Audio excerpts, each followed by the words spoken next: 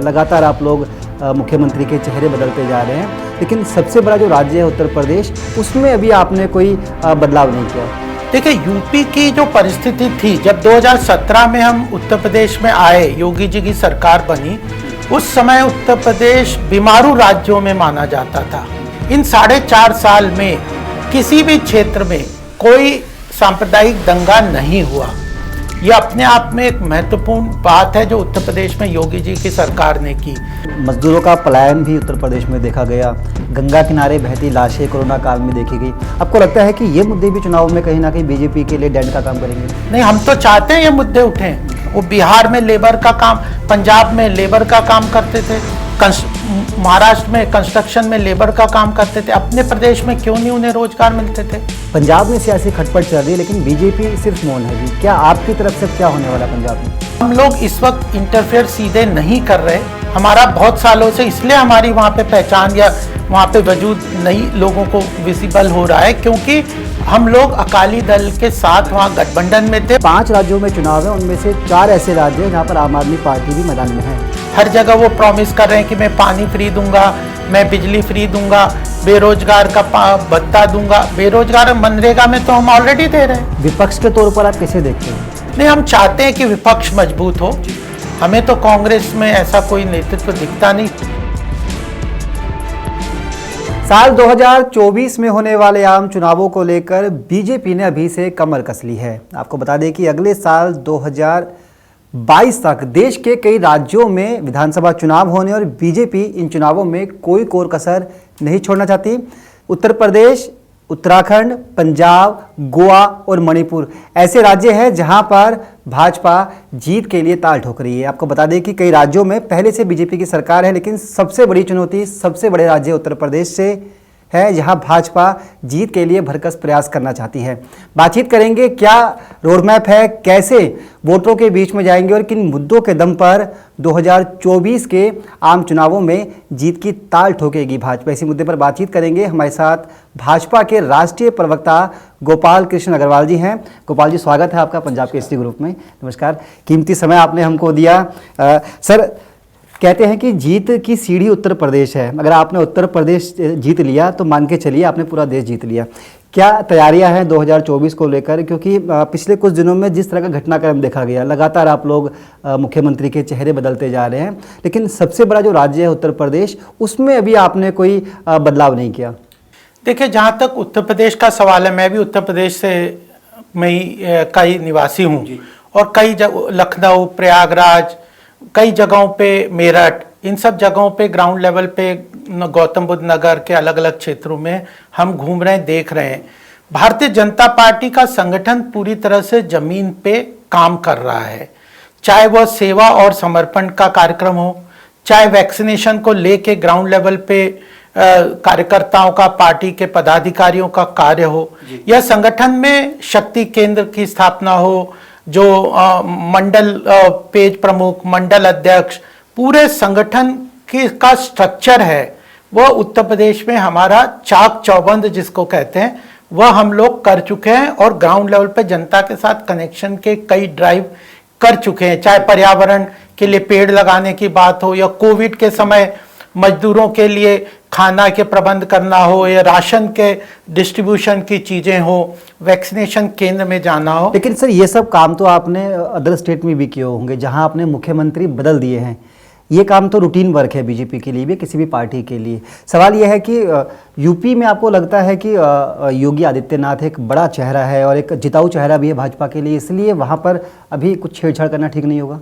देखिए, यूपी की जो परिस्थिति थी जब 2017 में हम उत्तर प्रदेश में आए, योगी जी की सरकार बनी, उस समय उत्तर प्रदेश बीमारू राज्यों में माना जाता था।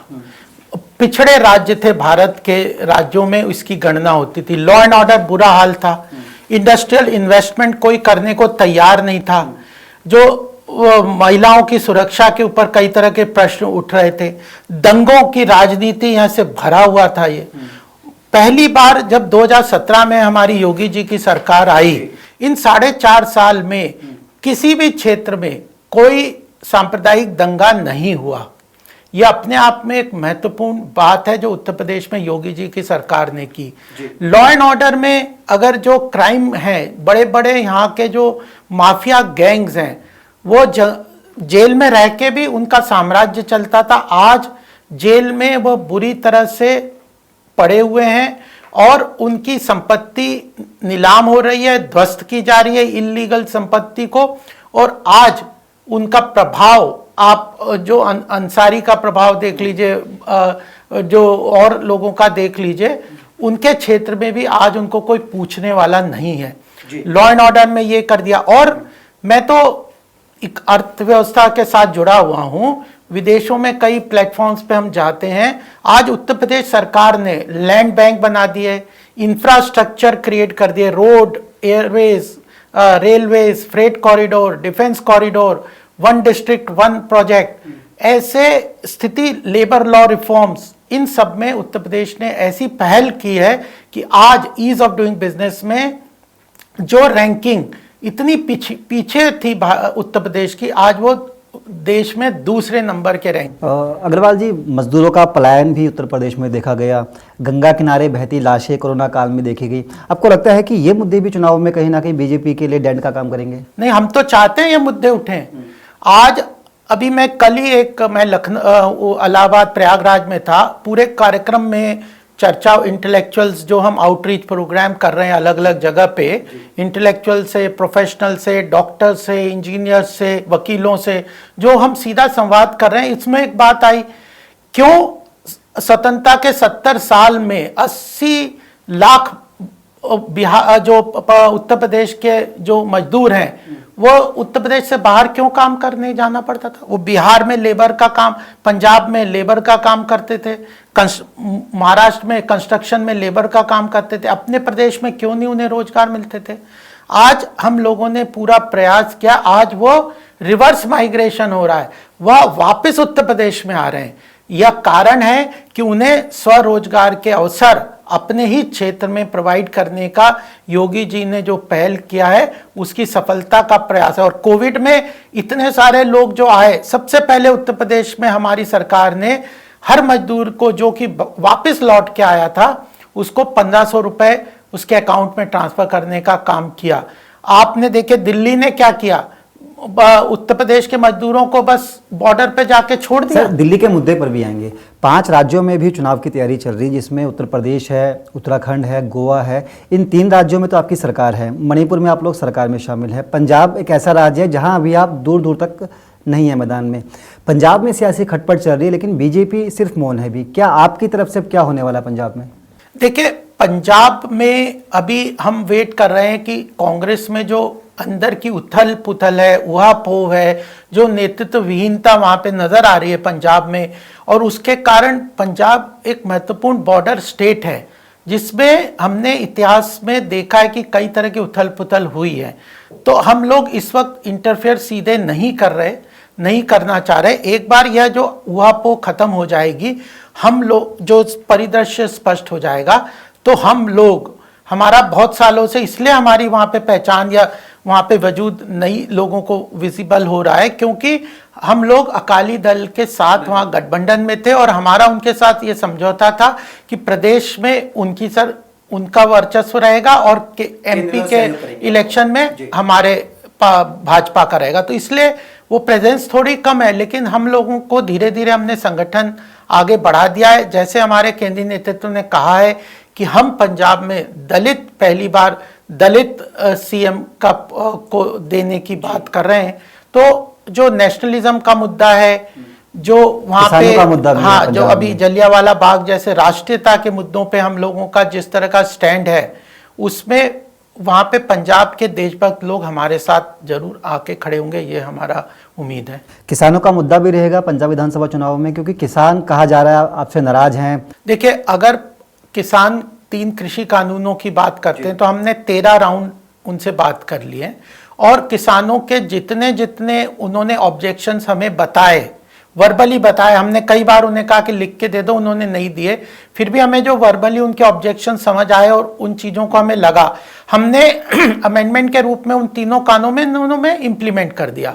हम इस कन्विक्शन से आगे बढ़ रहे हैं और हमारे पास लगभग पूरे देश के कई किसान संगठनों के रिटर्न में ज्ञापन है जो इन 3 कानूनों को समर्थन कर रहे हैं।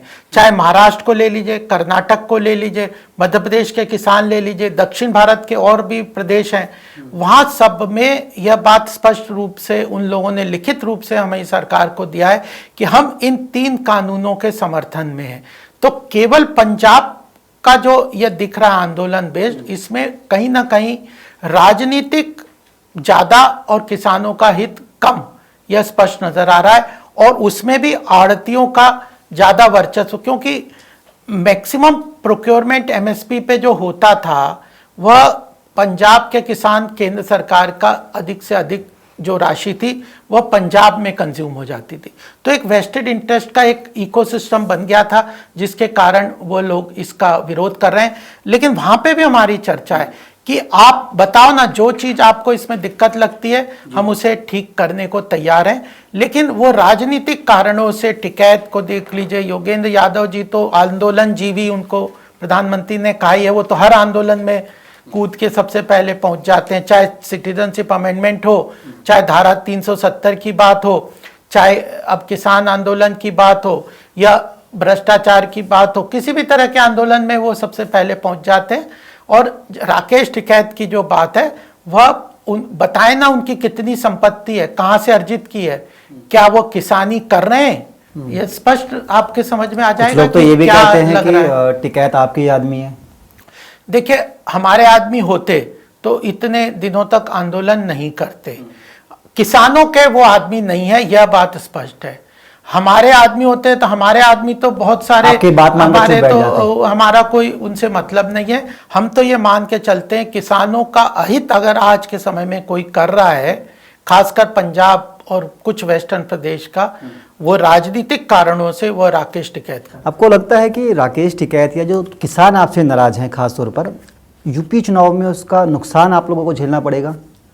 मुझे तो नहीं लगता। अगर कल ही आप देखिए एक रिपोर्ट लॉन्च हुई है, एग्रीकल्चर स्टेटस रिपोर्ट, सरकार की एनएसएसओ की रिपोर्ट है, जिसने पूरी रिपोर्ट में स्पष्ट रूप से कहा है कि किसान पिछले कुछ सालों में, वर्षों में, जब से हमारी सरकार आई है और हमने जो लक्ष्य लिया है किसानों की आय को दुगना करने का जो लक्ष्य लिया है, उसमें किसानों की नॉन फार्म आय बढ़ी है, एनिमल हस्बेंड्री से किसानों की आय बढ़ी है, और वेयर हाउसिंग के इंफ्रास्ट्रक्चर को हमने ठीक किया है। जी, एक सवाल ये है कि बंगाल के जब विधानसभा चुनाव थे पश्चिम बंगाल के, तब काफ़ी उम्मीद थी कि बीजेपी बहुत अच्छा करेगी, सरकार भी बना लेगी।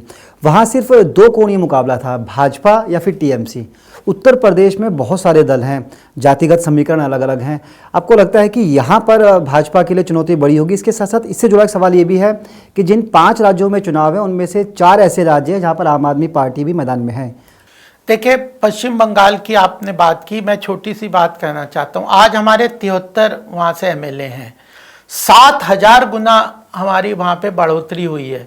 इसको आप ये कैसे कोई कहता है, हमें तो समझ नहीं आता कि हमारे 3 या 4 एमएलए थे वहाँ से, उससे 70 से ऊपर एमएलए हो गए, उसको आप कह रहे हो कि हमारा वहाँ पे बढ़ोतरी नहीं हुई। लेकिन बाबुल सुप्रियो चले गए पार्टी छोड़कर, अमित शाह को बहुत सारे लोग आए हैं, ज़्यादातर लोग वो थे जो टीएमसी या सीपीएम या कांग्रेस में थे, वो लोग आपकी पार्टी में आए थे। चुनाव के दौरान ऐसा कहा गया था कि सिर्फ टिकट लेने के लिए पाला बदला इन लोगों ने। नहीं, केवल टिकट लेने के लिए तो पाला बदला हुआ ऐसी बात तो है नहीं। भारतीय जनता पार्टी विजय टिकट बदल लेने के लिए तो वो तो कम्युनिस्ट पार्टी के पास भी जा सकते थे, कांग्रेस के पास भी जा सकते। उन्हें लगा कि भारतीय जनता पार्टी के लिए, नरेंद्र मोदी जी के लिए एक फेवरेबल एटमॉस्फेयर पश्चिम बंगाल में है। ममता बनर्जी की एक टिपिकल विंडिक्टिव और वायलेंस की राजनीति है, डर का माहौल वो क्रिएट करती है। फिर भी हमने वहाँ पे बहुत अच्छी परफॉर्मेंस की है, मल्टी टाइम्स हमारी वहाँ पे आज हम दूसरे नंबर की पार्टी वहाँ पे हो गए, जहाँ पे हम चौथे नंबर की पार्टी थे। तो मुझे लगता है हमारा आगे बहुत तेजी से विकास हो रहा है पश्चिम बंगाल में। कुछ लोग गए हैं, वो ठीक है, हम उसका कारण का निश्चित करेंगे। लेकिन उत्तर प्रदेश को अगर आप देखें, समाजवादी पार्टी आज की डेट में उनका कोई काम नहीं है। मायावती तो बीच में कुछ 1-2 प्रेस कॉन्फ्रेंस करती, इससे राजनीति होती है क्या? ओवैसी साहब अगर हैदराबाद में उनका धीरे धीरे वजूद खत्म होता जा रहा है, पश्चिम बंगाल में उनको कुछ सपोर्ट नहीं मिला, बिहार में थोड़ी चिंगारी की तरह थोड़ा सा स्पार्क उनका आया, तो वो सोचे कि मैं पूरे देश की राजनीति को मैं एक तहलका मचा दूंगा। वैसी कोई बात नहीं है। अगर योगी जी की स्कीम पश्चिम बंगाल में आप एनालिसिस करें, 44 से ऊपर उनकी स्कीम्स हैं जिनको हमने डेटा के साथ हम बात करते हैं, उनको एनालिसिस किया है। उसमें सबका साथ, सबका विश्वास और सबका विकास बिल्कुल पूरी तरह से हुआ है। ना मुसलमानों को उसमें भेदभाव हुआ है, ना किसी और जाति का भेदभाव हुआ है। जो आर्थिक रूप से कमजोर हैं, जो आर्थिक रूप से जिनको उन योजनाओं का लाभ मिलना चाहिए, उन लोगों तक सीधा लाभ पहुंचाने में हम लोग सफल हुए हैं। डेटा के साथ हुए हैं, एनालिसिस के साथ हुए हैं और कन्विक्शन के साथ हुए हैं। 5 में से 4 राज्यों में आम आदमी पार्टी भी ताल ठोक रही है चुनावी। उत्तर प्रदेश में कहती है कि उत्तर प्रदेश में काम नहीं हुए, उत्तराखंड में जाती है तो बोलती है कि 5,000 रुपया बेरोजगारी भत्ता मिलेगा, बिजली फ्री देने की बात कर रही है, पानी फ्री देने की बात कर रही है। तो आम आदमी पार्टी को आप किस तरह से देखते हैं? हर जगह वो प्रॉमिस कर रहे हैं कि मैं पानी फ्री दूंगा, मैं बिजली फ्री दूंगा, बेरोजगार का भत्ता दूंगा। बेरोजगार मनरेगा में तो हम ऑलरेडी दे रहे हैं 200 दिन का, तो 6,000 रुपया मिलता ही है बेरोजगारों को। फिर यह कौन सी बात हुई? तो मुझे नहीं लगता कि इस तरह के चुनावी वादों से कोई इलेक्शन जीत पाएगा। लेकिन दिल्ली मॉडल दिखाकर वो देश भर में धमक मचाने दिल्ली का मॉडल तो हम सबने देखा, जिस तरह से त्राहिमाम बच गया था, जिस तरह से दिल्ली में अभी बारिश हुई, क्या हालत थी, नावें चल रही थी दिल्ली की सड़कों में। यह उसकी कौन जिम्मेदारी लेगा? कहा मल्टीपल एजेंसियां हैं, सेंटर के नाले अलग हैं, एमसीडी के अलग हैं। वो तो हरदम मैंने हैं। तो उनको एक ही बात देखा है कि एलजी को ब्लेम कर दो, केंद्र सरकार को ब्लेम कर दो, उसके बाद कुछ बचा तो मुझे बताओ। तो फिर वो किस लिए सरकार? छोड़ दो सरकार जी। पुलिस, लॉ एंड ऑर्डर, मेरी कोई जिम्मेदारी नहीं। जो सैनिटेशन, ये मेरी कोई जिम्मेदारी नहीं। ड्रेनेज सिस्टम खराब, वो मेरी जिम्मेदारी। मैं तो 26 जनवरी को राजपथ जनपद पे मैं धरना करूंगा। यह धरने की राजनीति शासन नहीं चला सकती।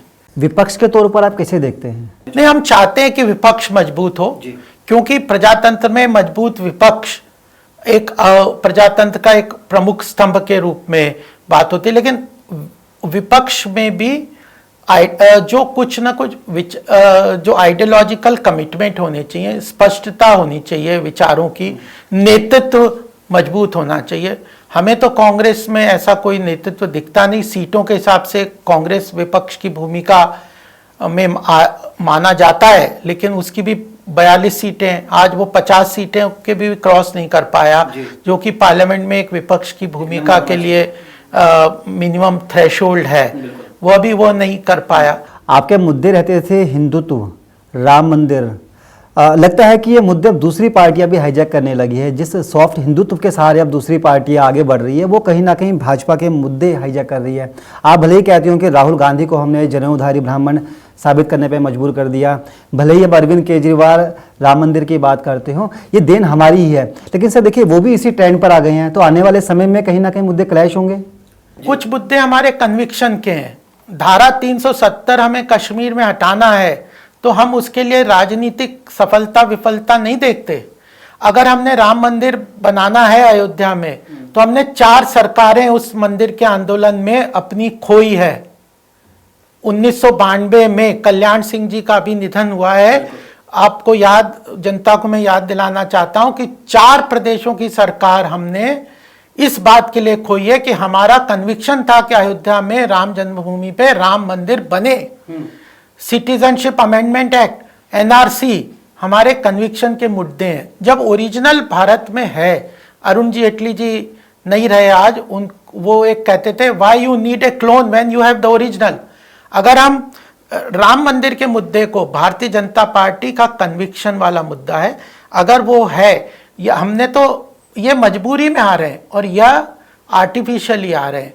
अगर ये जो गोल टोपी भी पहनते हैं, जनेऊ भी पहनते हैं, ना गोल टोपी का इनने फायदा किया है, ना जनेऊधारी बन के हिंदुओं का कुछ इन्होंने भला किया है। कांग्रेस वहां पे केरला में मुस्लिम लीग के साथ समर्थन वो उनके साथ गठबंधन करती है, और पश्चिम बंगाल में और आसाम में उनके अगेंस्ट का कम्युनिस्ट के साथ करती है।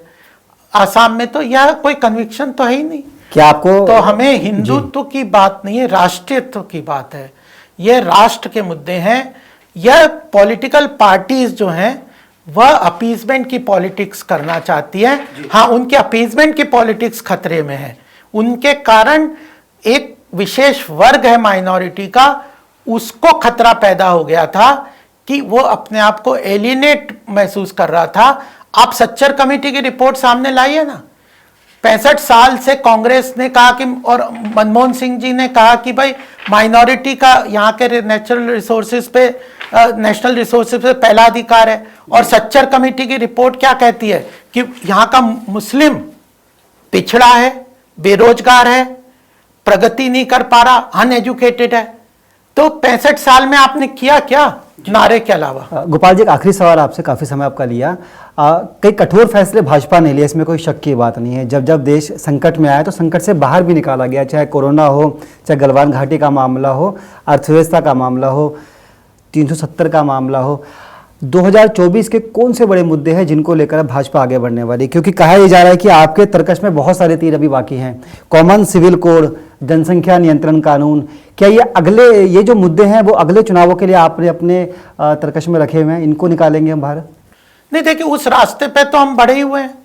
3 ट्रिपल तलाक को अगर हम इलीगल घोषणा करने का एक्ट बनाते हैं तो अपने आप में धीरे धीरे हमारे ये 3 तलाक, ये जो यूनिफॉर्म सिविल कोड हमारे मुद्दे हैं, लेकिन अभी वर्तमान में नहीं है क्योंकि परिस्थिति वैसी नहीं है।